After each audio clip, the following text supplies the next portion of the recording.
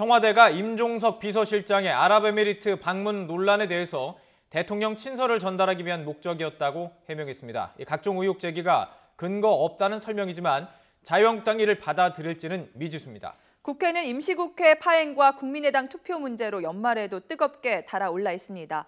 국회로 가보겠습니다. 조태현 기자. 네, 국회입니다. 자, 이 임종석 비서실장의 아랍에미리트 방문과 관련해서 논란이 계속 있어 왔는데요. 한병도 정무석이 직접 설명을 했군요. 네, 그렇습니다. 한병도 정무수석 오늘 바른정당 신임 원내대표 예방을 위해 국회를 방문했는데요. 이 자리에서 임종석 실장 관련 의혹에 입을 열었습니다. 지난 6월 문 대통령이 아랍에미리트 왕세제와 양국의 우호협력 관계 증진을 주제로 통화를 했는데 그 후속 조치로 임 비서실장이 친서를 가지고 방문한 것이라고 설명했습니다. 원전에 대해서는 지금 4기 모두 차질 없이 진행되고 있다며 근거 없는 의혹이 제기되면 앞으로 원전 수주에 악영향을 줄 수 있다고 우려했습니다. 이 청와대 해명 내용이 파병 장병 위로 목적에서 친서 전달로 바뀌었다는 지적에는 파병 장병에 대한 위로와 격려 필요성이 있어 동시에 진행한 것이라고 해명했습니다. 하지만 이런 해명을 야당, 특히 자유한국당이 받아들일지는 미지수입니다. 당장 김성태 원내대표 등 지도부는 한병도 정무수석이 국회를 방문하기 전 국회 대신에 청와대를 찾았습니다.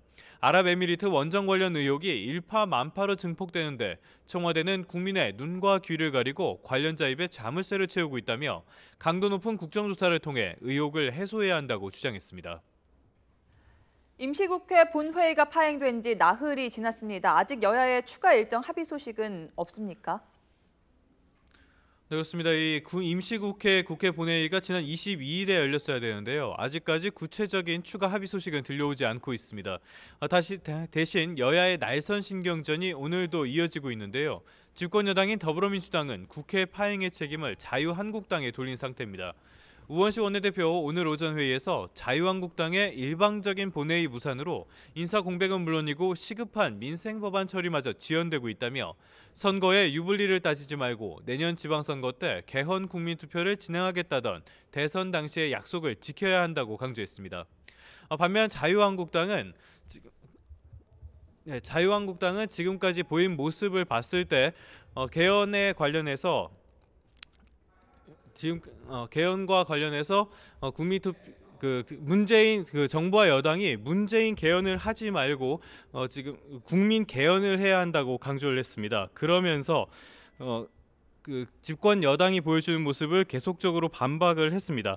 또 국민의당의 입장에서는 지금 국민의당 자유한국당과 더불어민주당이 국민의당이 제안한 절충안을 받아들이지 않았기 때문에 지금 계속해서 문제가 생기고 있다면서 이번 국회 역시